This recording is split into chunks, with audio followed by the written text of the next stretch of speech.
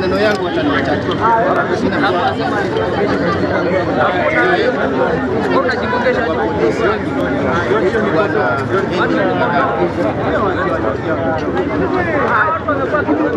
Wewe ningetumana watu wako DCI waje nyumbani, waje wachukue mwanangu ili wamlete Nairobi. Kama mkuu wa polisi naibu, kwa heshima ambayo ninaheshimu nayo katiba ya nchi hii yetu ya Kenya, pamoja na heshima ninayopatia watumishi wa serikali ambao wanatumikia nchi hii yetu, nilipeana kijana wangu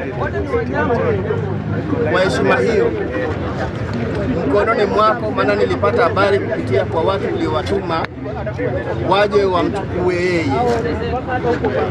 Baada ya kukabidhi huyu mtoto kwako, maana hawa ni watu uliowatuma tu,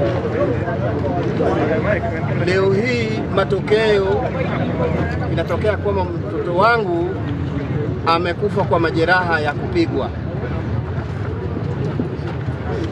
Nahitaji unieleze kwa nini ulimuua mtoto wangu, kupitia kwa sheria ukaseme kwa nini ulimuua mtoto wangu. Alikukosea nini ambayo inagharimu kifo chake? Watu wanaongea kuhusu mambo ya ufisadi, hata ni wengi kabisa katika nchi hii yetu. Kwa nini mtoto wangu peke yake asulubiwe kwa ajili ya neno la ufisadi ambayo inahusu nchi nzima, abebe na ni mtoto wangu mmoja wa kipekee? Saa hii nimebaki mkono mtupu, na atanielekeza katika maisha yaliyobakia. Mtoto wangu nimemsomesha kwa taabu katika kaunti ya Kilifi kwa kazi ya Kware, nikijinyima kwa ajili ya mtoto wangu kusoma. Alipohitimu nilikuwa nina matumaini, ndiposa nikatoka huko nikirudi Nyanza nikae nyumbani, kwa sababu mtoto amefika mahali kwa kunishika mkono.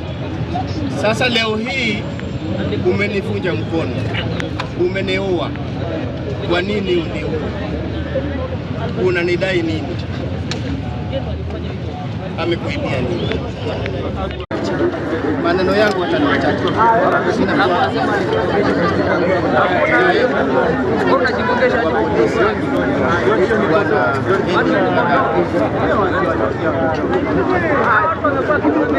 Wewe